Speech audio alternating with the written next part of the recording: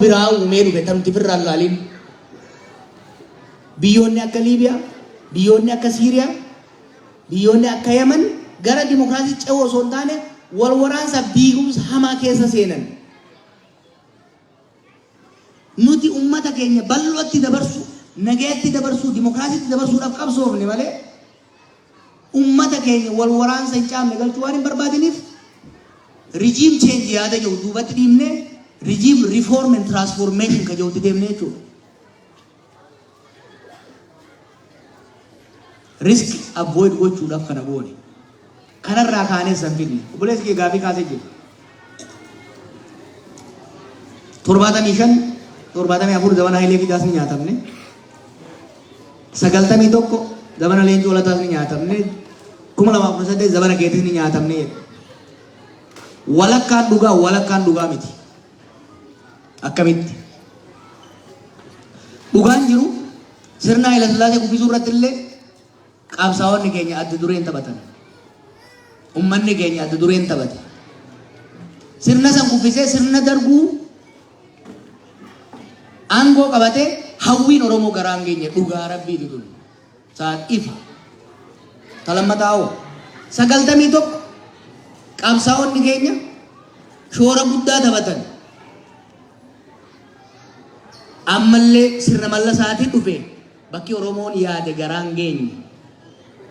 2008 olumaa galatti sadarkaa jedhamutti sirna san kuffisuu irratti ilmaan Oromootu qabsaa'e. Ammallee hawwiin sirna dimokiraasiitiif walqixxummaaf bilisummaa uummata Oromoo hin dhufne dhugaadha. Kun sadeen dhugaa. Waan irraa arganne immoo hin irraanfatinaa. Maaliif dhabnee immoo ittiin isin dhufa? 75 bilaash qofa miti beeka. 75 sirna nugusaa diiguun yoo xiqqaate Oromoon ciisanyummaarraa akka bahee qonnaan bulaan keenya lafa argatu godhe. Lafa argachuun sun qabsoo itti aanu murteessaa ture. Manguddoon nu gidduu jiranii himuu danda'an. Obboleeyyan keenya gariin qaama isin duuduu jiran kan yeroo gabaabduu waggaa 2-3 keessatti lubbuun jiran sagayyaas faafaas jiran. Aariin isaan godhanii lafa sirna abbaa lafaa harkaa fuudhanii qonnaan bulaa keenya kennan sochii adda bilisummaa Oromoo 80moota keessa godheef shoora guddaa taphate jechuudha. Cinaa nyaanne cinaa nyaadhamne.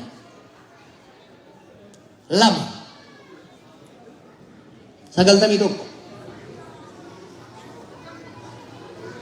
nyaadhamuu qofa miti galaaluu qabna. 91 Oromiyaa wanni jedhamu hin jirtu jechaa turan. Yeroo san Profeesar Mahammad maal jee barreessaa 86 na fakkaata. Oromiyaan jedhamtu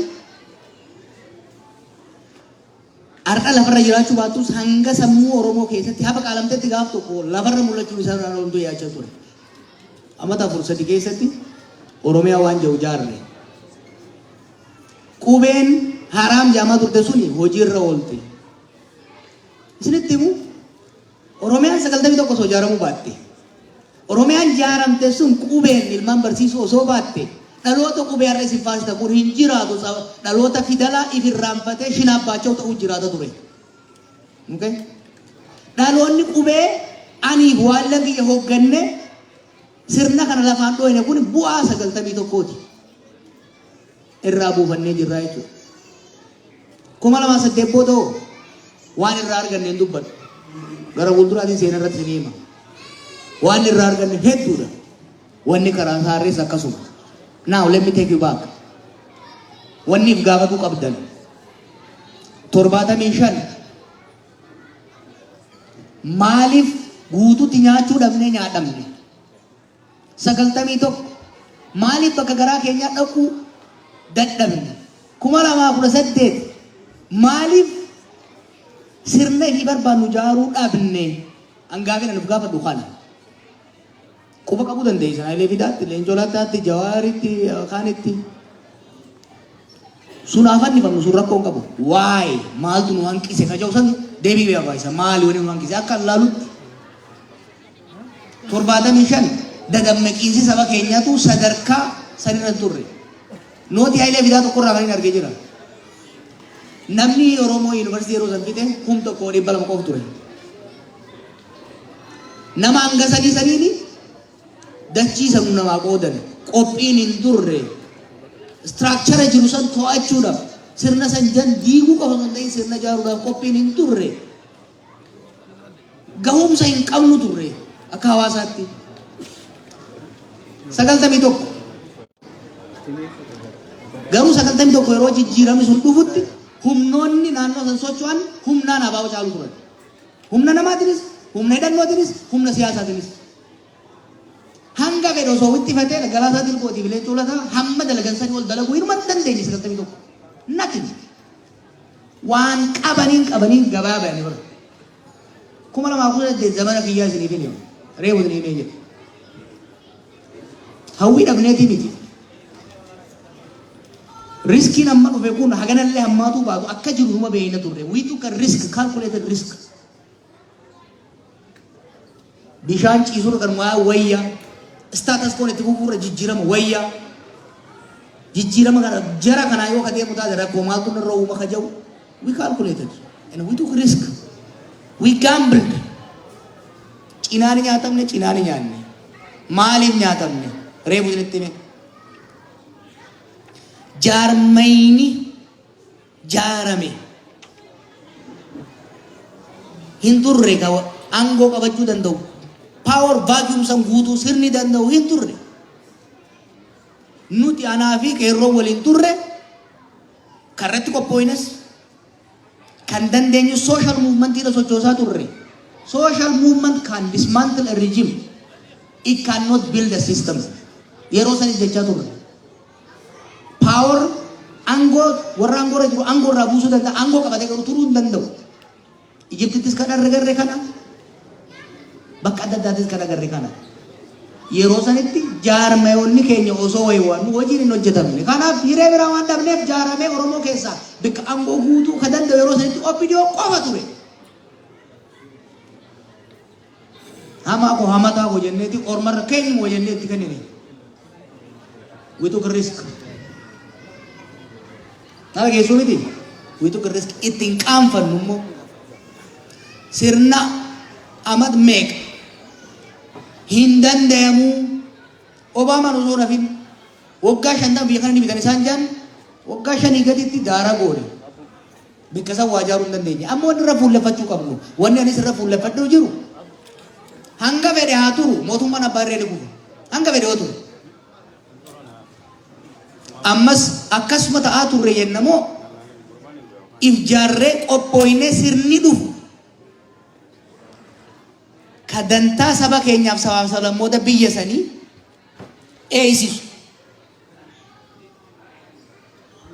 eeysisuu danda'u jaaruudha qabna nuti paartii jaaruu jirra itti yaannee mana hidhaammoo akka gaarii yeroo nuu kennu itti yaannee maaltu hanqate Oromoodhaaf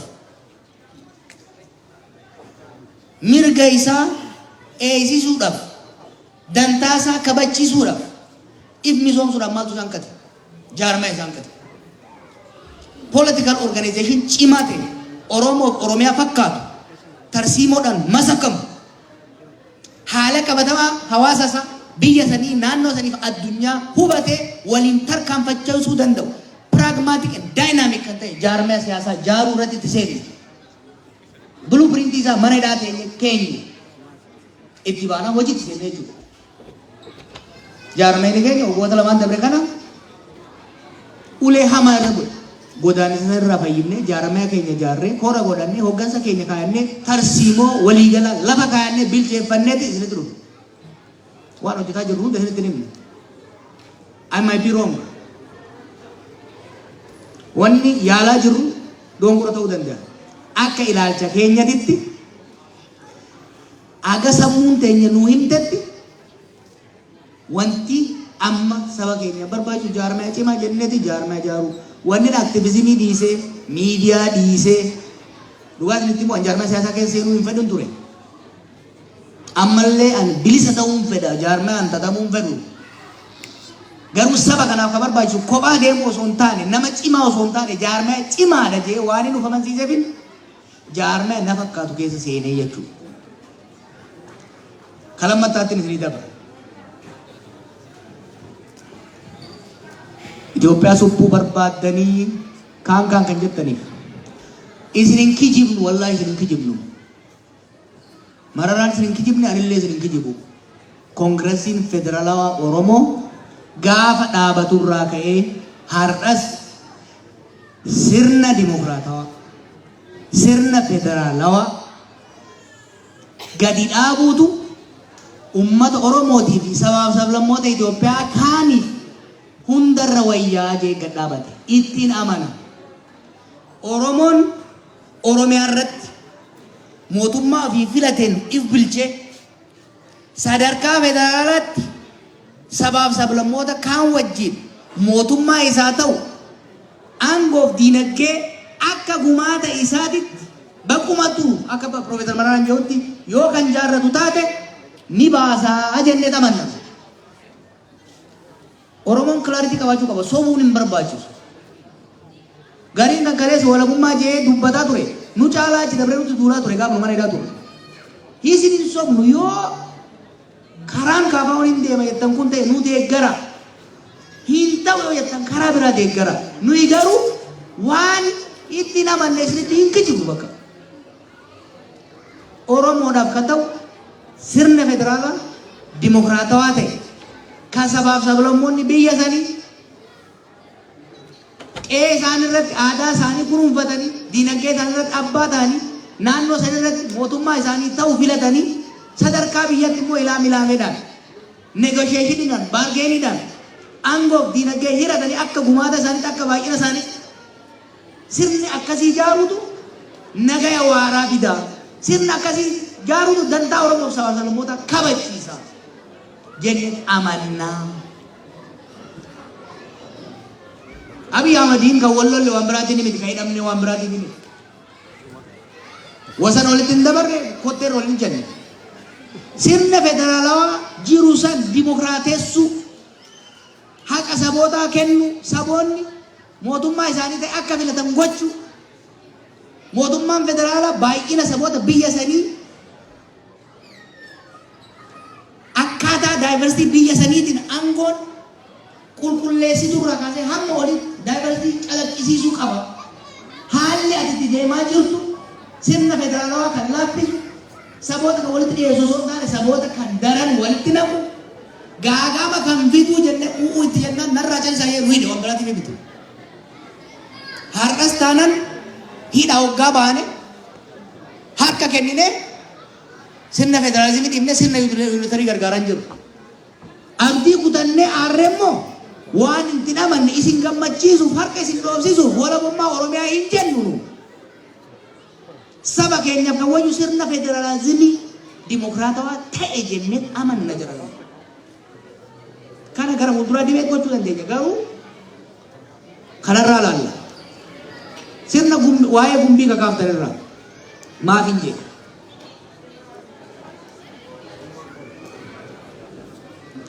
Biyya amma jiru state collapse waan jedhamu sirriitti na dhaggeeffadha. State disintegration is probably the most dangerous thing in the world. Maaliif? Keessattuu yeroo wal waraansaan taatu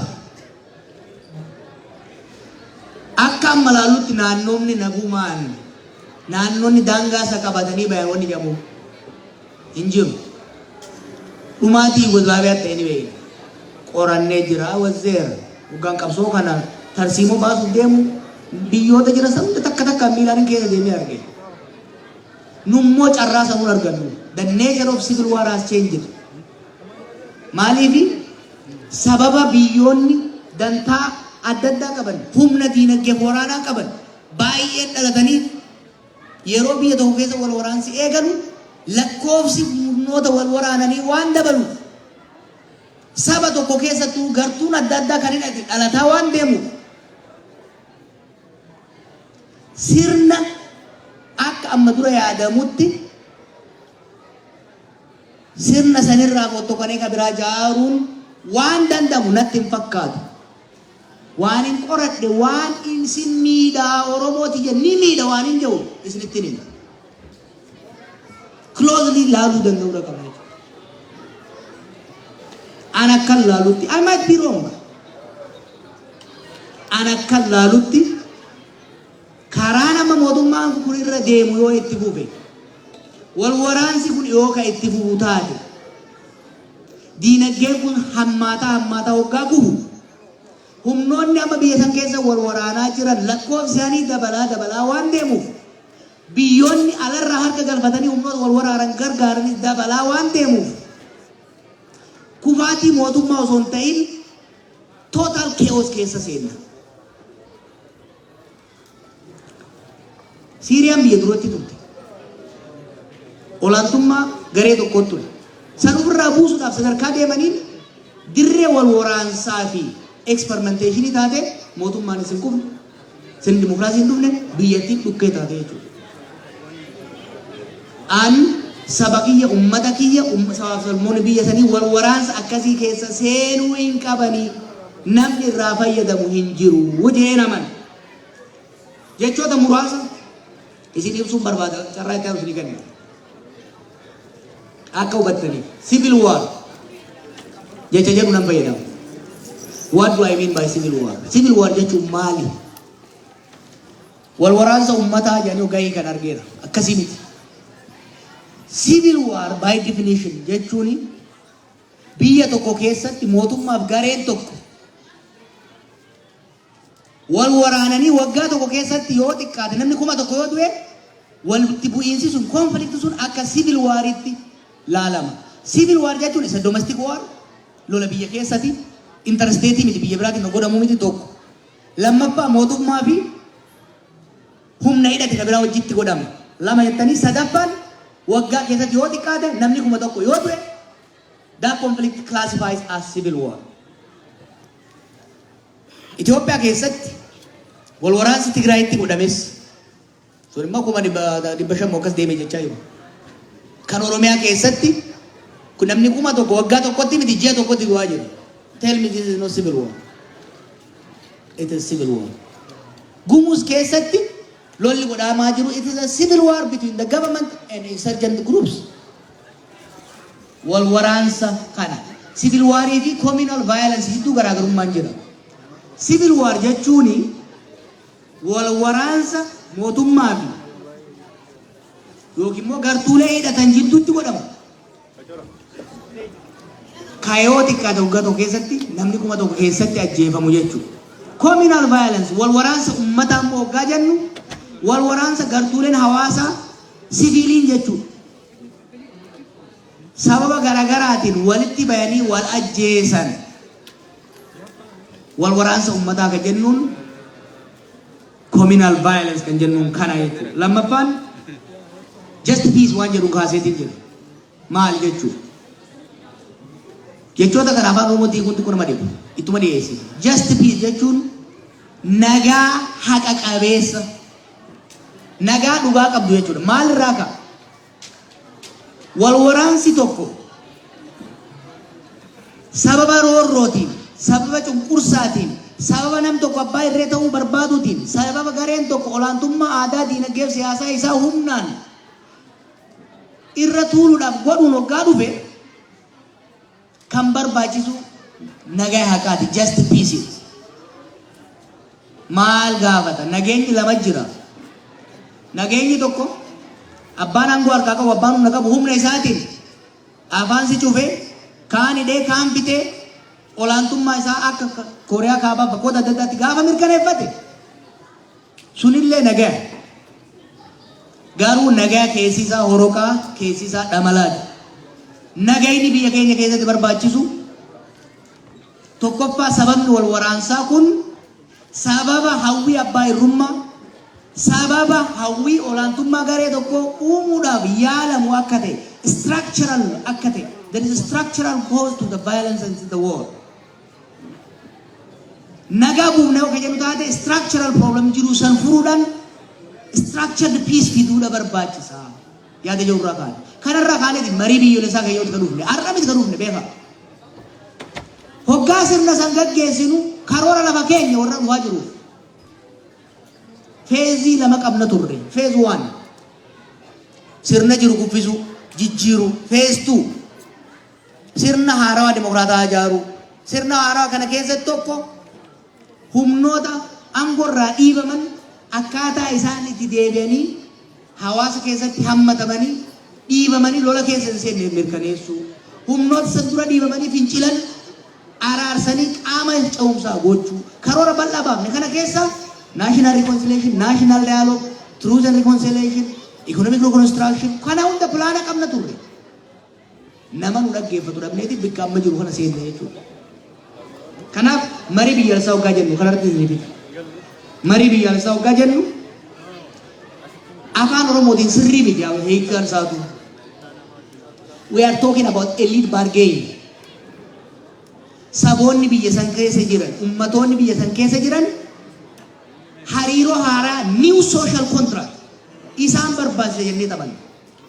Hariiroon zamana miliki jiru kan Haayile Sillaasees kan Darguus kan Abiyyis hundumti isaatu hariiroo ummatoonni irratti walii galan osoo hin ta'in hariiroo abbaan aangoo irra jiru ummata irratti ta'u waan taate just peace jennu sun sustainable akka ta'u yoo ka barbaannu taate new bargain, new social contract ummata keenya barbaachisa yaada jirraa kaaneet kan deemne jechuudha. Ka ወንድሜ ለጠየቀው ምን አስተማማኝ አግኝተህ ነው ወደ ሰላም መንገድ ላይ የተመለስከው? ወደ ትግል ስገባ እኔ ኢንሹራንስ ገዝቼ አይደለም። ታጋይ ኢንሹራንስ አይገዛም። ታጋይ ማስተማመኛም አያስፈልገው። ታጋይ የሚያስፈልገው መተማመኛ አንዱ ፈጣሪው ነው፣ አንዱ ህዝቡ ነው፣ የህዝቡ እውነታ ነው። ሶስተኛው የራሱ ቁርጠኝነት ነው። ስለዚህ ትላንትናም ትግሉ ስገባ የማንንም ማስተማመኝነት ፈልጌ አይደለም፣ የሚመጣውን ማንኛውን መስዋዕትነት ለመክፈል ነው። ዛሬም ቢሆን የሚመጣውን ማንኛውንም መስዋዕትነት ለመክፈል የማንንም ኢንሹራንስ አልገዛም ያለው። ስለ ሰላም ለምን ነው የምትሰብከው? የተሻለ አማራጭ ስላልታየኝ የሰላማዊ ትግል ይዘን በመሄድ ለውጥ አምጥተናል። መንግስት በድንጋይ ወርደም ሲል አውርደን አሳይተናል። ይሄ የያዛችሁት መንገድ ሀገሪቷን ወደ መበታተን፣ ወደ እርስ በርስ ጦርነት፣ ወደ ድህነት፣ ወደ ውርደት ነው የሚያመጣው ብለን ስንጮህ ጊዜ አፋችንን ሸብበው እስር ቤት ከተቱ። ቂም አልያዝንም፣ አልተናደድንም። በእነሱ ተናደን ሀገራችንን ህዝባችንን ወደ ማፍረስ የሚያደርስ የእርስ በርስ ጦርነት አልደገፍንም። ለህዝባችን የሚያዋጣው አሁንም ቢሆን ጦርነት በማቆም በመነጋገር አዲስ ሶሻል ኮንትራክት መመስረት ነው ብለን እናምናለን። ማምንበትን ነገር ነው የምናገረው። በማምንበት ነገር ላይ ደግሞ ማንኛውንም አስፈላጊ መስዋዕትነት ለመክፈል ትላንትም ዝግጁ ነኝ፣ ከፍያለሁ፣ ወደ በፊትም እከፍላለሁ ለማለት ነው። አመሰግናለሁ።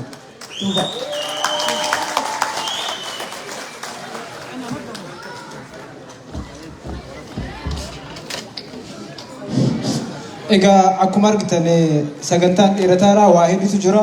Kanaaf please gaggabaabsaa.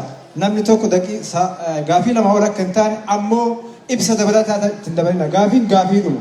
Sana booda ammoo Jawaaris saffisaan deebisaa. Yoo kana hin taane as buluuf deemna. Sana xiyyeeffannaa keessa galchaa itti fufaa. Ammas nama shan.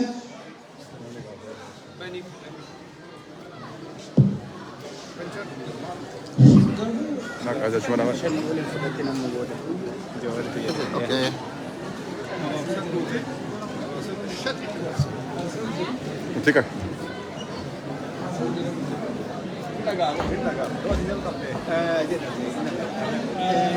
Ticker.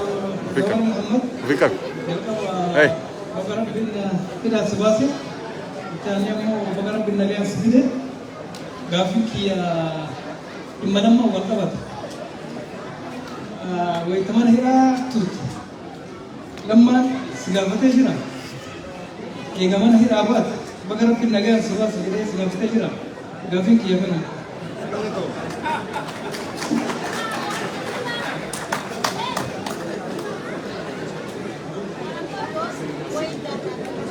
Naka.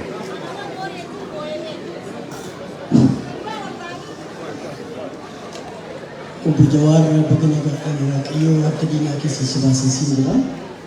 Gaaffii koo inni tokkoffaan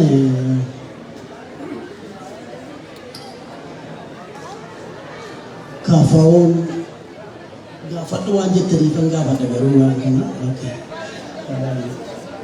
mee garaagarummaa kaafaawwatiif abaa'oo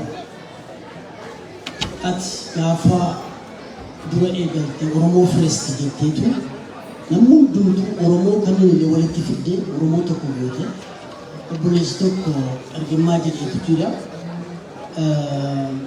waa'ee ibsa gaariidhaan ibse Mandeellaa jedhee Oromoon kutaa tokko taasise kan deebisee jecha keessan jecha hamaadha jechi sun jechi Oromoo jiraa taasisu du'aa gara jireenyaatti dabarse Oromoo Firist akka garuu maal taanaanitu impaayeraa cubbuudhaan marfamte sana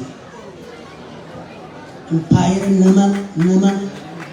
nama gaarii ajjeeftu nama Haacaaluu Hundeessaa nyaatti impaayera cubbuudhaan marfamte sana ijaaruudhaaf maaliif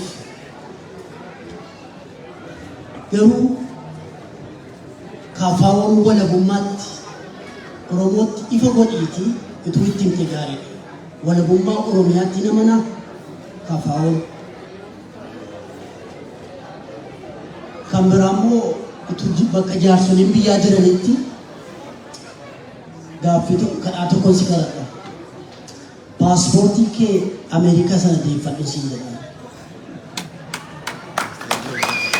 Biyya sanatti hamma nagaa waaraa deebi'utti hammi namni wal kabajuu wal dhaga'uu namni barate kabaja godhatutti paaspoortii Ameerikaa sana akkati siif deebi'uuf har'allee biyya kanaallee walitti dhufnee mootummaa kana gaafannee akkaataa paaspoortiin sun xabaqaatti barbaanne paaspoortiin sun akka inni sii deebi'u jaalalaan jaarsolii biyyaati bakka isaan jiranitti si kadhadha. Galatoom ulfaadha.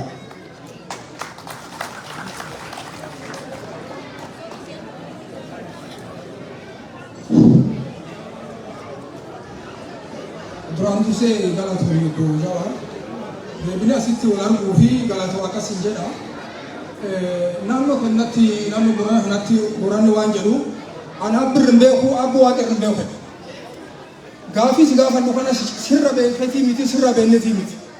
Bilchaateera nagaa irratti barattee waa'ee hedduu beektaa sirra arganneetii miti ammoo waan qalbiin keenya si gaafanna. Sadii si gaafannaa tokko isaan warra kafaa'oo tokko taatanii kafaa'oon si duralleetti nagaa fi guddoo tattaaffii godhee guddoo qabsaa'ee itti dabalamtee hin jabeessitanii naannoo Oromiyaa deemaa turtanii lafaa san dhabamsiisanii kafaa'oo lafaa san dhabamsiisan sun keessaa baatanii filannoo maal argattanii har'a filannoo keessaa baatan sun waan suyitti deemuuf faana dha'uu jirti. Tokko lammaffaa bara sun keessa 2018 keessa abbaa gadaa waliin wal qundeensitanii abaa'oo galchitan. Warri abaa'oo galchitan sun warri galsuun har'a lubbuun jiraa si gaafadha. Sadaffaa warri eegii asii dhamtee warri Nezerlaandii kan keessa baay'ee laf kan keessa galanii jira warri artistii kan laf kan keessa ta'anii falmaa turanii warri suni maggaaraja duub ta'anii sirratti ragaa ba'anii rajecha dhageenya. Maal gaafii sun maal qabda hagam dhugaa gaafii kan naa deebisi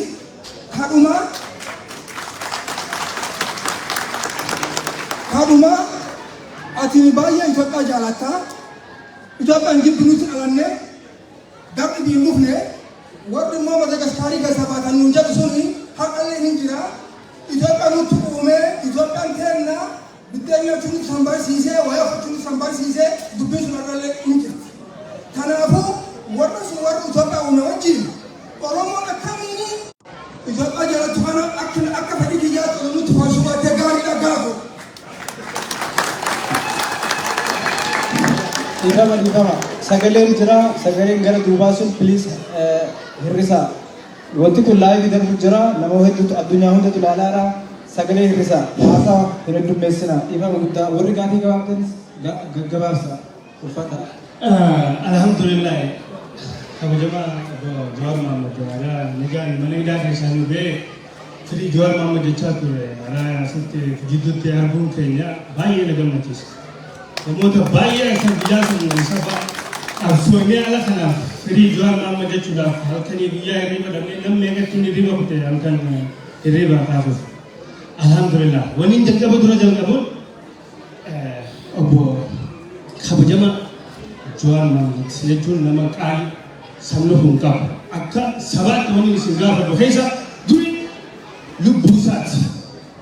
Lubbuun isaa akkamitti biyya nama nyaattu keessa taa'ee ammallee lama dachitti gad deebi'uudhaaf maal abdateetti maal qabaateetti biyya hajjaanuun itti dhabametti biyya ilmaan Oromoo halkanii guyyaa dugugamu jiru keessatti maqaa ilmaan Oromoo akka kanaan kan inni isin gaafadhu Jawaar Mohaammed gara Ameerikaa takka kara biyya Awurooppaa takka akka nu keessa jiraatu malee gara Itoophiyaa akka deebi'ee ganaa qabsoo Oromootiif wanda taasisu hin barbaadu.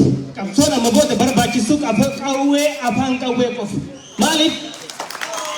Qabsoo afaan qawwee qofa ta barbaachisu. Kanaaf Jawaar Mohaammed qabsoo Oromoo tilisuun barbaadoo jee nagaan koompitara isaa fudhatee qabsoo Oromoo akka malee tiliisee fuuldura tarkaanfachiisuu danda'a. Dandeettii akka kanneef. Simakkasi biqilsamanii. Kanaaf Jawaar Mohaammed nama hayyuu kana yoo dhabdan torbatti lammata deebitanii hin argattan. Jaarraa meeqa keessaa namni akka kun as keessatti argamee isinarra Jawaar Mohammediif asitti argamuun keessan hedduu na gammachiisa. Maaliif namni kanatti isin wali qabuu danda'u rabbiin dandeettii kenneef Jawaar Mohaammed qofu. Kanaaf Jawaar Mohaammed maqaa uummata Oromoo asitti argamuun akka inni gara biyyaa hin deebine dhaamsifi kan dhuma kan inni halkanii guyyaa isaaf ba'u akka gara biyyaa hin deebine. Itti aansee immoo qabsoo afaan qawweetiin kan taasifamtu biyya sabaa fi sablammoonni xixiqqoon hundi qawwee keessatti hidhatan keessatti qawwee hiikachuun bayti kanatti akkaan hamaadha qawwee hiikachuun. Yoo danda'ame uummanni Oromoo daan qabsaa'ee karaa afaan qawwee cimsu yoo kana duuba deebitan taate immoo dhumaatii saba keessanii boo'aat haga tokko lafarraa dhabamutti awwaallachaa jiraatan. Kun ifaa bilisa isinitti afaan qawweeti malee bilisummaan teessan hin jirtu. Maaliif paartiin KFO fi ABO dhiqaatanii biyyattii keessa jiraachuu turan. Biyyattii san keessatti waggaa antiqeenya irraa kaasee KFO'n yaadi wajjinis hojjechaa tuma turte kan nuti ana hayya guddooti yaa fi ana akka rabbi mana ulaanuu dhiitaa bilan. Eenyu waan hameeka isaanii jechuun karaa nagayaatiin odoo qawwee takka harkaan qabanne nagaya nama qawwee keessa saatee jiru hojii teessee hojiin mormituuf haala akkamiin maaliif yoo ati dubbii takka lama goote baafatee mataa si bobeessare. Hai Jawaar Mohaammed hidhamee kan hidhaa baafachuu dadhabneef qawwee dhabaaf hanqi keenya hundinuu adunneef talisneeti. Baala baafachuu dadhabne wanni baafachuu dadhabneef qawween qabnu hidhannoo qabnu silaa halkan takka hin bulu. Kanaaf wanni nu barbaachisaa hidhannoo yoo boos kabajamaan jaalu Jawaar Mohaammed immoo akkatti karaa nagaa qabsootti amanamuun immoo ladhibe yoo danda'e nuuf ibsu taate naafillee ni galata. Ani tattaantu immoo Jawaar Mohaammed gaafa qabsoo dura ijaan seenu keessatti 2013 akka lakkoofsa Awurooppaatti jalqaba Profeesar Muhammad Hassan gaafa waltajjiirra fidu gaafa kutaa shan immoo jaan baradha jechuun qaawwa jirii xixiqqootti ilaalu ture. Jawaar gaafas maal jechuu ture? Waan inni jechuu ture kara lamaan taargetii jara kana barbadeessuudhaaf taargetii lama baafate. Waan jabduun ijoo keessaa furde feesa. Takkafaan humna jabduu wayyaanee ittiin cabsan humna waraanaa dubbee jaarrachuu lammaffaa immoo gama siyaasaatiin shoora guddaa taphatu. Kanaan oggaa dhufuu abadan Jawaar Mohaammed jara kana jechuun harka galfatee biyyeen nyaachisaa gaafa siin jala mureef. Immoo deebi'ee karaa qawwee san dagatee karaa dippiloomaasii afaan qawweetiin malee akkanumatti qabsoon ni gaggeeffamnaan annaaf dukkana. Kanaaf isinitti hin dheeressu tan itti aantu fi carraan isin dabarsaa gaafiin xiyyeettadhu ammoo gaafa duraan beenu aktiivistiidha. Jaal Jawaar Mohammad amma immoo paartii Kafaawoo keessatti makamee dhaaba miseensa Kafaawoti. Gaafas akkas turte amma akkana turte ammoo maal sirraa eeyna qabsoo adda bilisummaa Oromootii fi Kafaawoo jidduutti shoora jechuun hin yaadamne jechuun manaamatti akka fuuldura tarkaanfachiisu jara lameen Kafaawoo fi Abaawoo walitti fidee humna jabdu afaan qawweetiin sodaatamtu walitti jaaree kan tarkaanfachiisu kan yaadda jiraatu taate kan wajjin mari'atanis isaan gama keessaatiin waan beekaniif xiqqoo maqaan galatooma ilmaan Oromoo asitti argamu keessaniifu ifumaa paarkaa walii dhaada hedduun isin jaalladha. Hedduu galatooma ulfaadhaa ila waan tokko ifaa goonu sa'aatiin meeqa akka ta'e argitu namni kun hundumti hin nyaanne hin dhugne akkam akka namatti ulfaatu hundumti keessan beektan nama hiriiree gaafii gaafachuudhaan dhaabbataa jirus argu jirtan amma nama kana nama sadi qofa fudhannee saraboota hin dhaabne yoo jenne qaaqni akkamii akka dhufu ni beektu hedduu gaggabaabsaa gaafii tokko ol hin gaafatinaa gaafii dhuma qofa yoo danda'ame daqiiqaa takkaa gaditti piliis yoo kana hin taane wal dhaabuudhaaf deemna itti fufu. Aye, Jawaar baga nagaan dhuftee kanan as gaafachuu barbaadu hundumtuu kaaseera garuu dhageecha miti namichi kun akka uummata kana hadheechi dhageessee miti uummata kanarraa hubachuu qaba. Kanaafuu waan biraatitti osoo hin taane anamaan jechuu barbaade ijoollee bosona jirtu daa'imman ganna waggaa 10 waggaa 15 namni tokko manatti nafu iddoo adda addaa bilbiltee quba qabaachuu dandeessa. Kanaafuu hariiroo akkamii achumatti dhumu ati amma karaa nagaatiin qabsoo isaan qawwee qabu. Sila uummata waliin qabu. Aboonis uummata Oromoo qabu. Kaafoonis uummata Oromoo qabu. Akkamitti walitti fiddee maal isaanii dhaamtaa kanan jedhu barbaadan. Ijoollee kana maal fa'i? Uummanni kun isaan gargaaruu baannan biyya keessa hawaasni qixxaafatee fi deeggarsa gochuu baannan uummanni kun anaaf kun silaa namichi garaa jabaata. Haacaaluudhaan ajjeese. Ijoolleen turi namni 100,000 kun alatti dhumaa'ee kan jedhu barbaadatanii kanaafuu waa'ee isaanii kana maal irraa dubbattaa jechuu barbaadatanii galatoomu.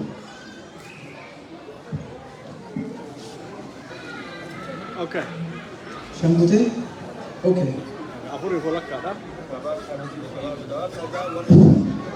Jawaar Mohammad galatoomii dhuftee si adii keenna inni ani qofa gaafii gaafadhu Lammaa Magarsaa yeroo jalqabaatiif Lammaa Magarsaa as ba'ee uummata Oromoo akka ajaa'ibaa sobu.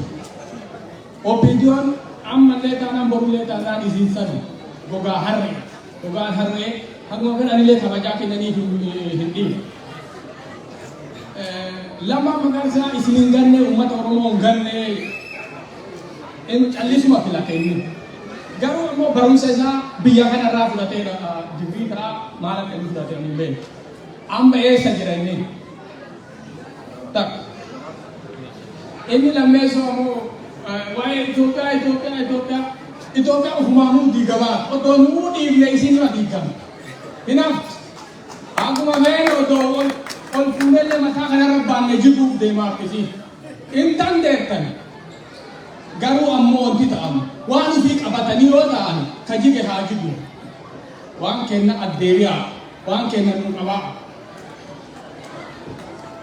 Amma sadaffaan amma ati warra kan waliin maaltu hafe waliin amma haasoftee waa fituuf deemu dura yeroo jalqabaa fuutee harka qabattee silaa nama kabajaa sii ta'u. Kabajaan ol fuudhanii si qabatanii ta'a. Garuu ammoo san sitti dhiibne si kuffisanii si hidhanii isatti namne uummanni Oromoo qeerra agam namni dhumatu jira. Hagana dhumataa guyyaa kana dhumataa wanti jedhamee beekamu jiru. Adatuma sooshaal miidiyaa adatuma maatii bira bilbilu namni kama dhumne dhageenya. Kun maaltu uummata Oromoo kanaaf fala? Inni biraa ammoo paartiilee hedduu ture uummata Oromoo kana keessatti Abaawoon ture, Kabaawoon ture, Kamaal Galchuufaa ture walitti gaaddisa jettanii waa wayii uumtanii turtan. Wanti sunniin maalirra gahe? Diigamuu keessan arganii jennaan jarriin akshinii isinirra fudhatanii tokko tokkoon isin guuruu jalqaban kan kuuwwan bitamaan jala garagala. Warri lakki hin bitamnu hin amna jedhe hidhaanu kaduu hin du'e. Amma uummanni Oromoo maal qaba?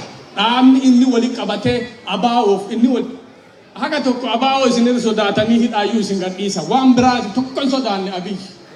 Abiyyi ammallee taanaan sodaa warra muka jiruu sana guyyaa madamallee haa taatu takkallee haa taatu isinirraa dhaanii jennaan mee jarri kun haa gadi ba'u janii mala malatan ammallee akkuma durii sana akka nun goone. Kanuma isin gaafadhaa galatooma.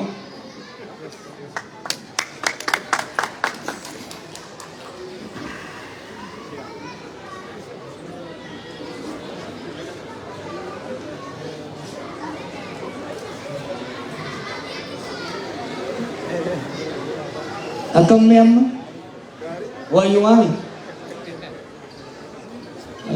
gaafileen ka'e gaafileen mana hidhattis mana kiyyattis dirree xayyaaraattis asittis na gaafatta tokko dhimma lammaati.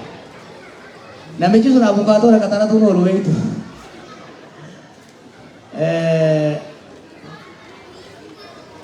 Ani galata namaa balleessuu hin barbaadu. Lammaan uummata Oromootiif nama galataati abbaan fedhe haa jaalatu haa jibbu.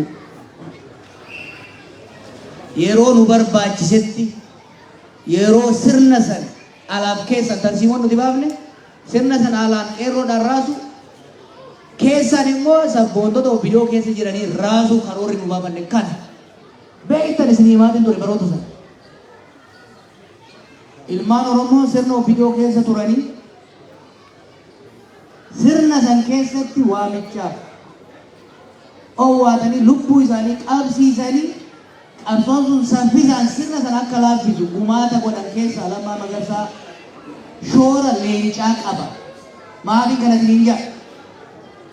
Namni nama hin galateeffanne rabbillee hin galateeffanne. Namni nama kaleessa waa isaa godhee hin galateeffanne borullee hin galateeffanne. Lammaan alatti ce'umsa san akka barbaannetti karoorri tarsiimoon nuti baafne sun lafarratti hin raawwatamu ture. Yoo xiqqaate sabboonummaa Oromoo hin dhugeessi for first time seenaa biyya keessatti namni aangoorra jiru gaafii Oromoo sabboonummaa Oromoo ligitimaayizii godhee jechuudha. An akka nama sochii san keessatti hirmaatetti galata guddaan isaaf galchu. Gaafa inni aangoo dabarsee kan mamma mormanii beekamu.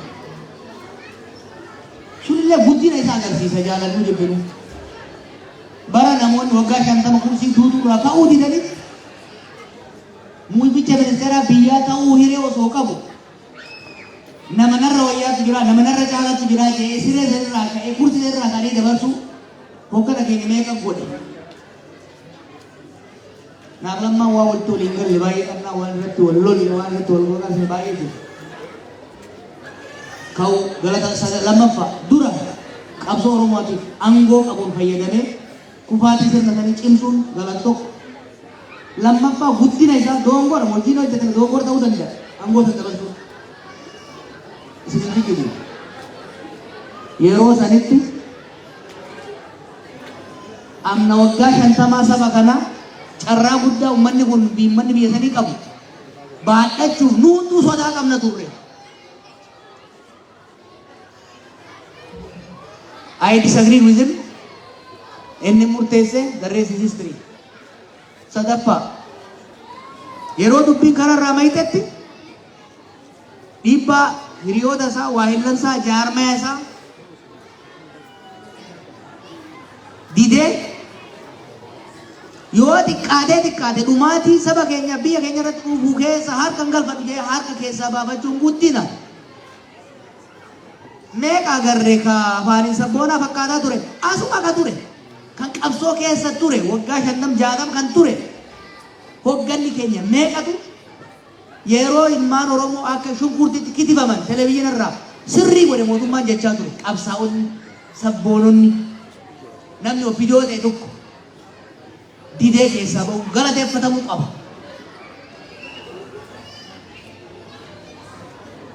Ummata bira dhaabatanii qabsaa'uu dhaban yakka ummata irratti hojjetamu keessa harka hin galfatu jedhanii ejjennoo fudhachuun waan guddaa. Maa xurataa baateettaniini? Maa ummata keenya fixuu keessatti hirmaanne jettaniini? Ani akka kiyyatti galata qaba. Dhiisee jira bakka jirutti nagaa fi kabajaan haa jiraatu biyya. Kana jechuun kiyya namni buufatee yoo jiraate mala isaati. Ka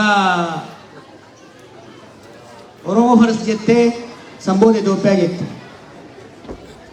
Hangaafan Oromoo faras jedheesi Oromummaa akkamitti Oromoo fiin jettaa jennaan ani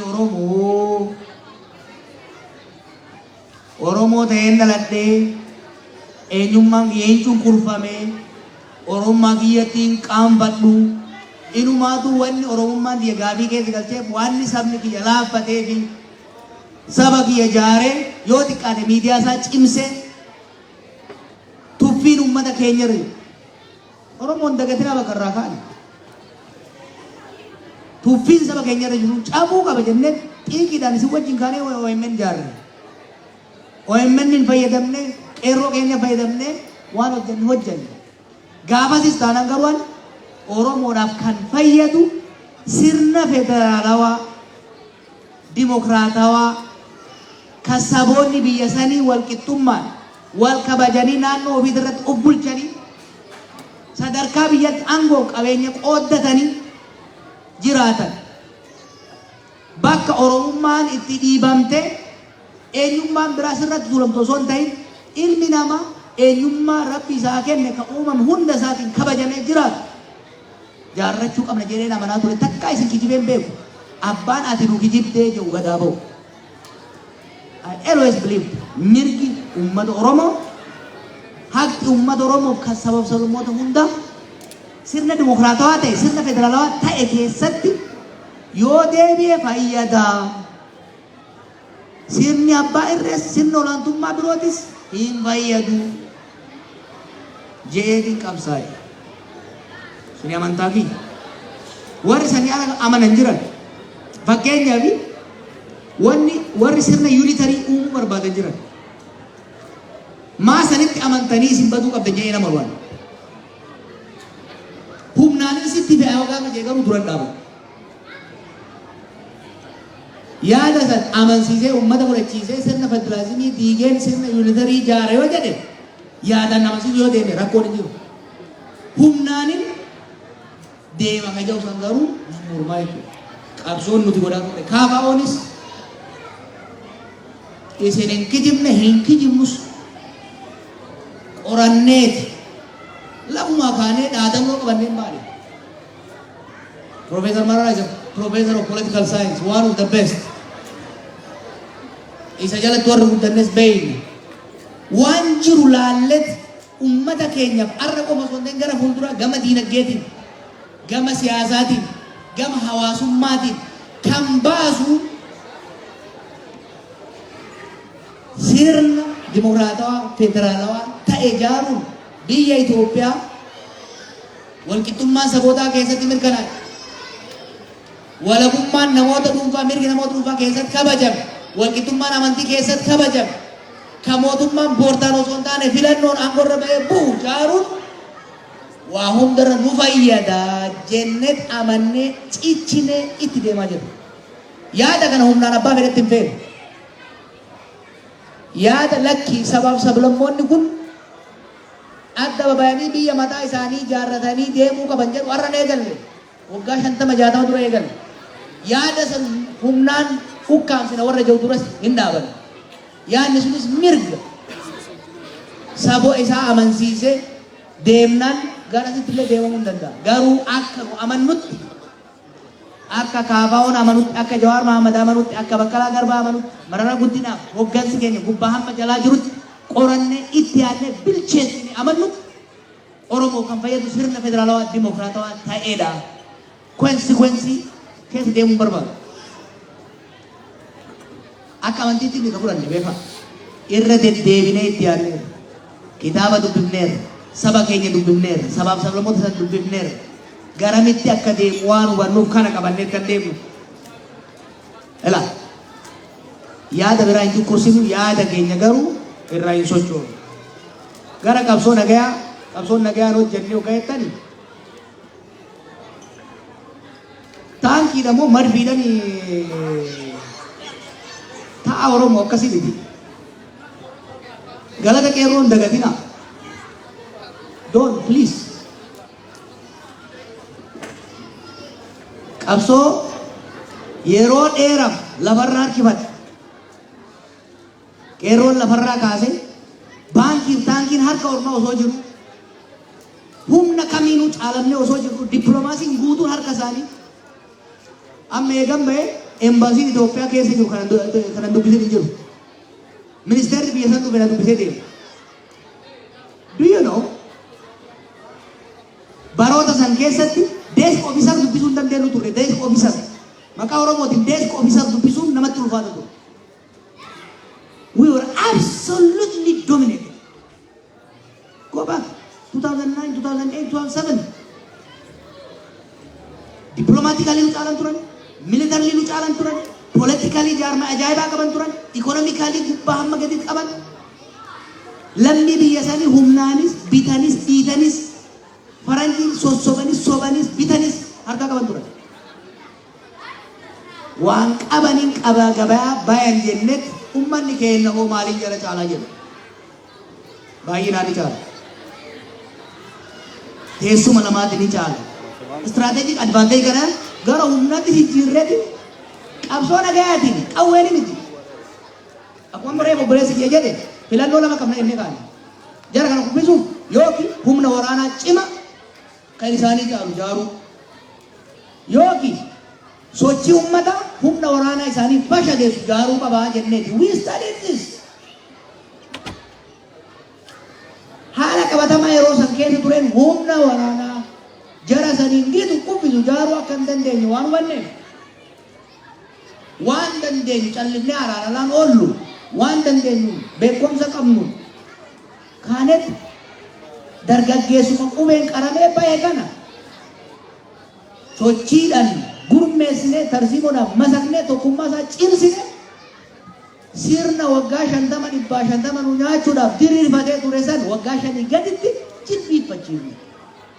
So don't say an environment didn't work. It worked for you. Sochii addunyaa ajaa'ibsiisee gaggeeffame bar maa dagattu Oromoo? Maaliif dagattu? Galata isin irraa qabdu bar ijoollee wareegamte sun. Hundi isaan warra jiru maa miti. Nama sirni sun itti fufuu qabaa jedhee yaadoo jiraatu nama yaaduu har'a hoo reefu itti meera. Ana waa'ee mootummaa kufaatii maal na yaachisu. Tokkoffaan fudhatee akka gubu. Lammaffaa maali isin jeeyadattu gaafa sirni wayyaanee godhatu. Odaan Oromoo haa biqilu jennu. Odaa Oromoo dhabnaani qilxuma Oromoo illee taatu achi kenni jedhama. Wanni dura maali? Odaan Oromoo dura dhaabbannee jiru ka hoggaa hadaa ormaa baamu bira dhaabu waan jirreef ganda keessa oolaa qilxuu arganne qilxuu irra keenya qilxuun hadaanii nutti taate. That's what happened. Nui amma sakka kaamoottis akka jawaarittis waraana ilmaan obboleeyyan keenya ijoollee kaleessa qeerrootu ka dhiibamte mana dhaabsu dhuftee duraa deemte bar ijoollee qeetti amma booda hin hidhamnu hin ajjeefamnu jettee bosona seente bara dhugaa isaanii ni beeyna bara waraana keenya dhiisaati ka ormaatu haa hiikkatu haa badhu hin jenne nu ka jenne mootummaan waan deemaa jiru kana lolaan mo'achuu hin danda'u. Biyya lolaan nagaa buusuu hin danda'u. Biyya diiga malee, ummata kasaarsa malee, diinagdee barbadeessa malee. Ummanni qawwee qabatee deemaa jiru Tigraay irraa kaasee Oromiyaa Beenishaangul kan jiru kan qawwee kaasee bolola qawwee jaalala qawwee waan qabuuf yookiin immoo akka warra Ameerikaa Riippablikaanii waan ta'eef miti. Daba siyaasaatu irratti hojjetame dirree siyaasaa dhiphate. Falli jiru warra qawwee qabate qawween balleessina jedhanii deemuu osoo hin ta'in karaan dongora waan ta'eef mootummaan rakkoo biyyattii lolaan osoo hin ta'in nagaaniin fura jedhu murannoo fudhatu qaba. Kana booda warra isaan lolaa jiran wajjin mariidhaan furatu qaba jenna. Waan hangal Oromoo Tigraay wajjin waggaa tokko ol wal lolan. Inni illee barbadeessuu yaale hin dandeenye. Isaan illee barbadeessuu yaalan hin dandeenye. Amma lola dhaaban. Maal Oromoo wal lolloonni tuubuuf? Maali mootummaan dubbii Tigraay nagayaan fura Oromiyaa lolaaniin furoonni jedhu. Qorichi Tigraay ittiin hojjetin Oromiyaatti akkamitti hojjeta? Kan jechaa jirru matarraa ibiddoo kanaaf sattu taate garaa keessa ibidda guddasi jiraa jechaa jiran mootummaadha. Kanaaf humnoonni piroosesa mataa isaa qabu. Turus fakkeenya warra Tigraay hojii godhame. Dura yeroodhaaf lolanaaf sanboota teessee mari'attee kompireensif ceasefire waan jedhamurra geesse. Sanboota rakkoolee siyaasaa lolatti nama geessisan takka takkaan sharaftee ilaaltu. San caalaa immoo waa addeessa isin hin kijibu. Waraana qabaachuu qabnaa jettan. Yes. Waraana wal waraanuu miti garuu. Ufin sobinaa. Oromiyaa keessatti kan wal bitaa jiru Oromoodha. Bitaa godhee mirga godhee. Paartii an deeggaru jaaladhu yookiin immoo nama an deeggaru hoogganamuu baate. Isa tragedy wanni Oromiyaa keessatti ta'aa jiru. Fantasiin fakkeessinaa. Don't romanticize what's happening in Oromiyaa. Keessaan dhufe keessan jiraadha. Waan gandabaree ta'aa jiru. Waan Wallagga keessatti ta'aa jiru. Waan Gujii keessatti ta'aa jiru. Daily mana kiyya warra dhuftanii beeytan biyya san dhuftanii. Guyyarraa namni we have never been exposed to this level of tragedy. Haalli kun itti deemuun social fabric Itoophiyaa osoo hin ta'in ka Oromoo illee ni diiga. Najibbaa malee. Lolli namni keenya walirra godhaa jiru kuni rakkoo guddaa nutti uuma. Mootummaan tunis badhaadhina jettu san hin argattu. Ufiifis biyya salphiftee salphisaa deemti. Dirqamni guddaan ammallee kan jiru dargaggoota cinqamanii dhiibamanii bosona seenan osoo hin ta'in mootummaa isaan dhiibee bosonatti isaan galcheera. Mootummaa kanaan taa'ii kalee osoo sitti waan ditte amma immoo biyya diide daranuun barbadeessini lola dhaabi jechuun maaliif abaarsa fide? Abaarsi fedhe yoo aduu taate nuyi kanatti amanna. Kanaan wal qabatee 2019 ka jettan naaf baqqalaa waliin kasafamne waan jettan irratti waraana hiikkachiiftanii maal dhugaa qabnaa waan gooneef qabnaa Minnesota irra na eeggadha wal cina teenyee dhugaa keenya isinitti himna. Gaafa nu hidhaa turre bakka nu hidhaa jirrutti ololli baay'een gaggeeffamee dhugaa ta'ee jiru. Ragaa qabatamaa wajjin Minnesota irratti waan 2019 ta'e eenyu maal akka dalage ragaa qabatamaa wajjin isiniif dhiyeessina. Kophaa kiyyan godhu warri waliin himatamu isa waan ta'eef isiniif hin dhiyeessu.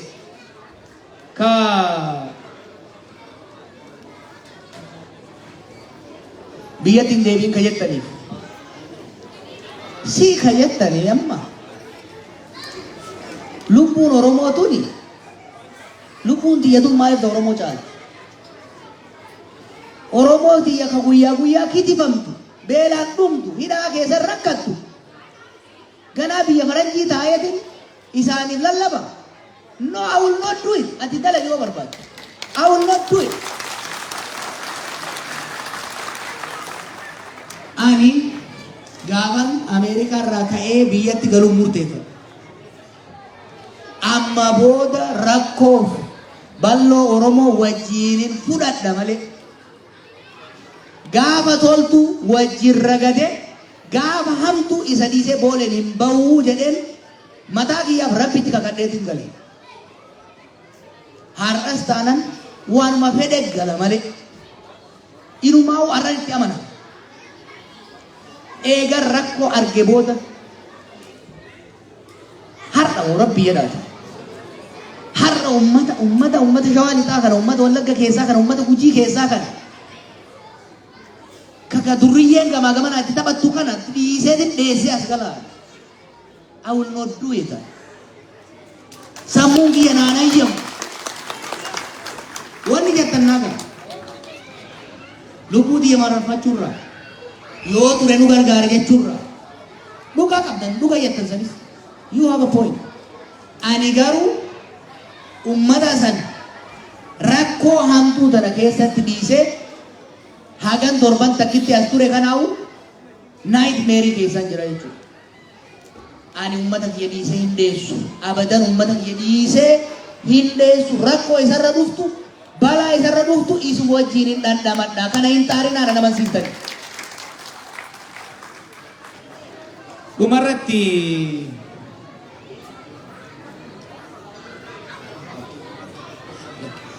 ila borullee iftaanillee Stockholm Sweden akkasumas Norway irraa Ameerikaa kutaalee gara 20 wayii keessatti wal mari'an.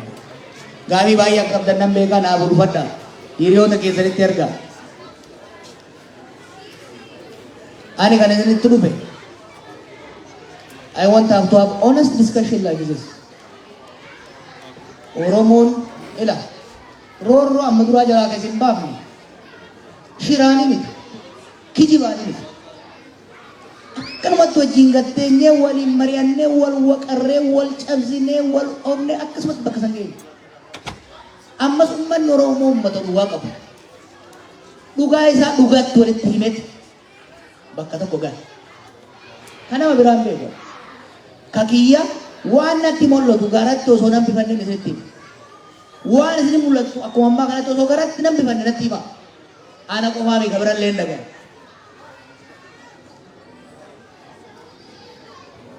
Qeeqa hiriyoonni kiyya soorri adda addaa godhanii sitti naarinaa. Jibbarraa himi. Wanti waggoota lamaan dabre kana sabni kun keessa dabre it is so traumatizing. Waan nama maraachu. Jaallan aaranii qeeqas lolas gaggeessan jibbanarraa qaban yookiin immoo gantummaarraa miti. Jiilarraa ka'uudhaan naasurraa ka'uudhaan ilaalchi jechi irra isaan darbatan illee yoo kadongoru taate itti aaruu miti. Gumaata isaan kaleessa godhan san kabajuu barbaachisa. Don't defend me yaani. Isatti hima. Hin beektan. Gamaa gamanaa Oromoo keessaa wayyaanee biraayis sirna kana biraayis kaan biraa osoo nutti xiixan tuma akkuma gaalatti. Akkuma farda gamaa gamanaa fuula irra jirutti deemnee bakka geenya. Ammas taanaan ana defend gochuu jecha nama waliin lolinaa. Waliin madeessinaa. Waliin qoodinaa. Abbaan fedhe arrabaa dhukkeen irraa haa kaasu. Ka qaamannatti dhufu sekkiruutiin narraa dhoorgiti. Sini galee miti. Anu irraa dhoorguun oolu amma xiqqoo ispoortii hojjedha. Wanni ani sitti dhaabu keessattuu sooshaal miidiyaa irratti rabbi jedhaati. Dhiisaa mee dhaggeeffadha ana qofa miti. Ani yaadan qaba. Yaadan qabu dhiyeesse. Warri yaadni kiyya kun hin liqeeffamin dongora jedhu haa dubbatu. It's a marketplace of ideas. Sirna jidduu sana fitina. Sirna ka Abiyyis, ka Mallasis, ka Mangistuus, ka Haile Sillaasees ka dinne. Nu afaan qabee ufii waan nutti haasayaa tureef. Sirna san deemnee hin jaarru. We are a democratic society. We are plural society. And we are proud of it. Democratic, plural, diverse society jaaru barbaanna. Tabiraa waa'ee sabaaf sablammoota. Oromoo ifin shawwannu dhugaa fudhannu akka aaraa qofaan hin deemne. Oromiyaan sabaaf sablammoota hundaan wal daangeessiti. Oromoo keessa sabaaf sablammoota hedduu jira. Keessattuu nuufi uummanni Amaaraa sababa hoggansi isaanii dur dhiibbaan duraan godhaa tureef rakkoo nurra uumeef gadoon jirti. Gadoo kana keerfulii handal godhuu barbaachisa. Akka aara namoonni muraasni isaan keessaa dubbataniin nu keessaa dubbataniin aarree ibidda irratti beenzila dabalaa yoo deemne ani isinitti hima isaanitti illee kanuma himaa jira. Hoggansi Amaaraa fi Oromoo extremely careful ta'uu qaba yeroo ammaa kanatti.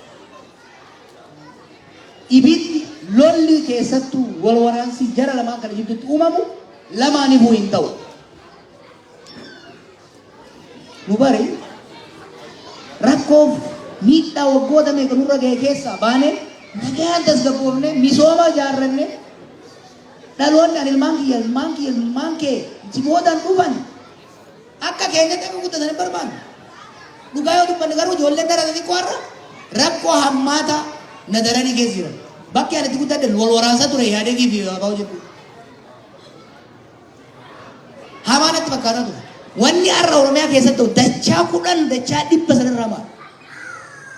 We should not perpetuate hamma danda'ametti waan sabaa sablammoota hundaa ta'u lafa kaayu. Yoo xiqqaate hammeenyi nurraa kan dhufne of eegaa deemuu barbaachisaa. Oromoo hedduun isin jaaladhaa. Waan danda'een hogganoota na wajji jiran wajjin dhugaa isinitti hima. Humna qabnuun tarsiimoodhaan ni deemna. Waa sadii hin deemna. Waa sadii qabna.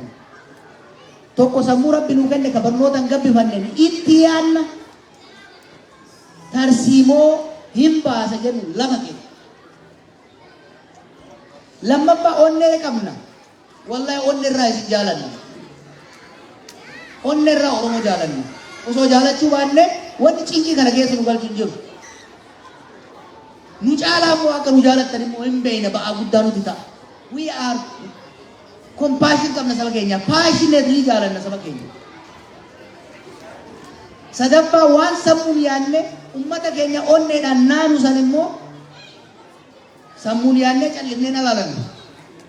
Onneedhaan gaddinee callisnee hin boonyu. Rakkoo irra ga'u san qabatamaadha furuudhaan miilaan sochoona jechuudha. We think, we care, and we act.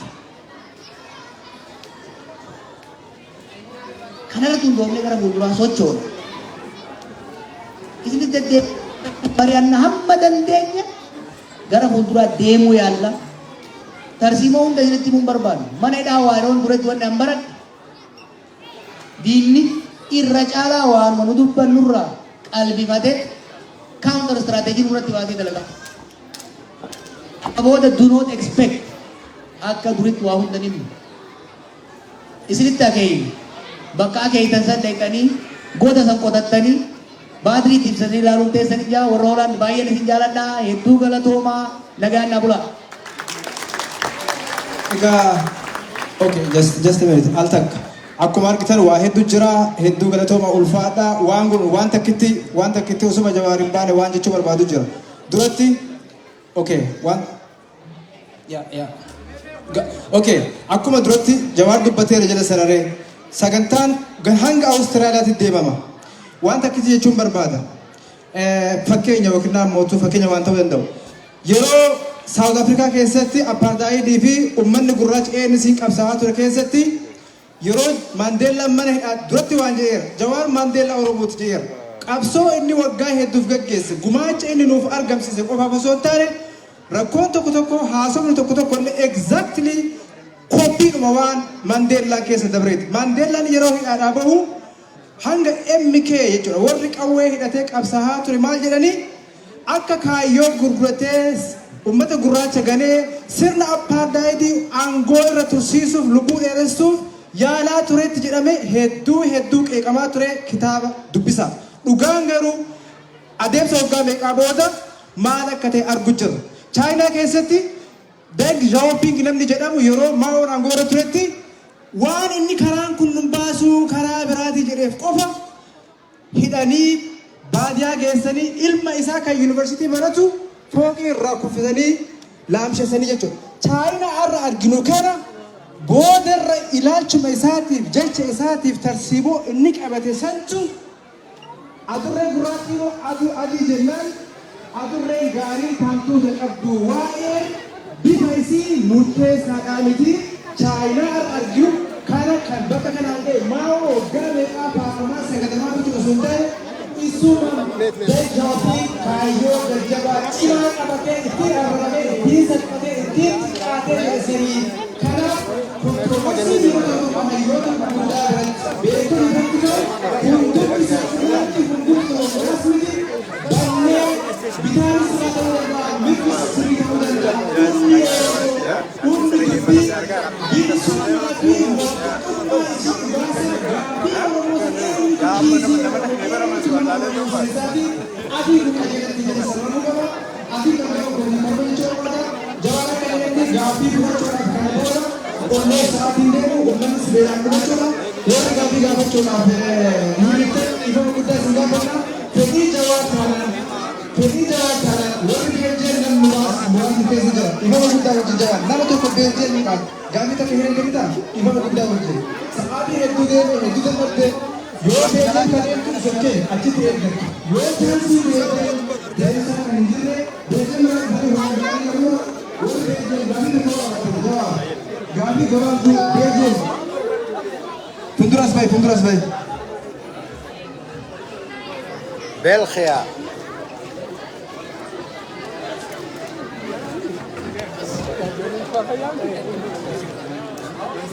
Dhageessi saamiin hin dhageessa waan sirraa Beljeem taanaan ol jidduu sabteetti ifaa guddaa wajjin itti fufu. Mataa turee miidhana dhukkubee innaan sirraa fudhu dhiifama.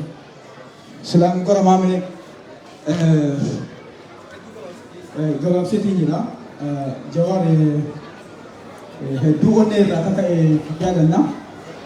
Haa ta'u malee re'in kudhan re'in kudha shan akka jetteetu dhuguma darbitaa. Sun komii warra Beljeemiiti. Akkasuma taatee itti sirriidha. Haa ta'u malee sun yeroo darbees kanaa kaadhallee falma fudhatu tokko koofii kaadhallee uumaa miti. Illee Beljeem jiraame jechuudha warra Beljeemiiti. Asitti deebi'ee kan waan jabu hedduu itti gammannaa jechuudha. Duraan dursee ati Oromoon hedduu si jaallatan hedduu si jaallanna. Bakka biyyee booltuutti si faana deemuu dirqama kennaa illee waan qabu jecha maa achi gadhiis kennu gafannee komii yoo ta'us ta'eera qunnamu. Duraan itti aansuu ammoo rabbiin baga ibidda galaase baase carraani haa caaluu mudate si mudannee ati baatee gidduu keenya argamuudhaaf hedduu galata guddoo rabbiidhaaf galchina baga baateen gidduu argamte baga jiraatte ammas umurii guutuu jiraadhu sin jenna sin jiraanna wajjin jiraanna si jiraanna nu jiraadhu sin jenna waan beekaa waan ta'eef beekaa kenna waan ta'eef. Atuu waa hunda jetteetta wanni biyya san keessatti adeemamu waan ati irraanne adda takka hin jirtu wannuma ati dura raaqaa turtetu biyya san keessatti deemu jira. Kanaaf amma dubbiin illee waan dhumatteef jecha waa baay'ee laga keessa deemee jiru wanni baay'ee jedhamu waa baay'eetu jira. Keessa illee deemee wanni jedhullee hin jiru kan isinuu beektanu ammoo tabilisummaa achi kenna sun yeroo isii haa taatu haa ta'u malee nama ibiddarraa fi waa takka lukatan as taatee jedhutti ati waan ibidda keessa jedhan malee jechoo waan adda addaa kan inni itti dhiibaa wanni adda addaa kan jirtu tana akkasillee jedhu ati akka jettu hin beeknaa bakki itti deemtullee bakki itti galtullee akka murteeffatte sanii dabalataa ammallee ati akka ibidda san keessa hidhatti wanni jettu fedhii hin qabnu abdii guddoo sirraa qabnu kan biraa ammoo kan jedhu akka argaa turretti miidiyaa adda addaa irratti argaa akka turretti gaafii adda addaa amma godhaa turteetti gama lamaanitti Jarmanii fi Paarisii gooteetti gaafiin hin jiru akkamitti namni tokko dubbii yoo dubbate gaafii deebiin hin jirre ka jedhu sammuu keenya jedhu akka ammoo atuun itti qabamte gaafii deebiidhaaf uummata alaattee gaafii qabatootiif maallee ammallee gartuu hin qabsamteetti jechuudha gannuun dhufaftee jiru kanaaf amma gara gabaabaatti ka jedhani tabilisummaa achi haateettu wannummaan guddoon uummata ta Itoophiyaa akkasitti mucamtu rabbii fi warra beekutu beekaa walaadha ishii amma qopheemtu karaa biraadha jetti haa ta'u malee uummata Wallaggaa uummata Gujii irraa waan gama lamaan irraa itti deemu kuni karaa itti dhaabattuu nuu furuu dandeetta ta'uuf gaafata gaafiin tiyya kana tokkotti tanu irraa nuu furtee yoo biyya san nuu qulqullee yoo namni keenya tuu baate waan biraa waan irraa hajamu hin qabnu namni keenya tabilisummaa booda deebina akka duuti uummata Wallaggaatiif uummata Gujii fi Oromiyaa irraa dhaabattu waan isa sirra kaa'annaa gara toomii ulfaadhu yeroo jiraa dhufu jedhu. Gaafii gabaabduu qulqulleessu gaafii nama tokko ujumatti deemu waan biraatiifi bara durii jedhanii utubaa yookiin immoo bakka dhaqanii waan akkanaatu jira yoo dhaqan shantamatu du'aa'edha yoo hafani shantamatu du'aa'edha yoo dhaqan shantamatu du'aa yoo hafan shantu du'aa'edha amma wanni qabsoo kennaa akka qabattee deemaa jirtu kuni akkasirratti fakkaata Itoophiyaan biyya impaayera qawween ijaaran qalamaan dhugaa dimokiraasii sanii finna jettee hagam abdii ejjannoo guutuun guututti qabdu. Impaayera qawween ijaaramte akkamiin qalamaan yookiin immoo barreeffamaan irra walii galama tokko kana. Lammaffaa biyya san keessa waan lama jira. Atillee jettee jirta baay'ifna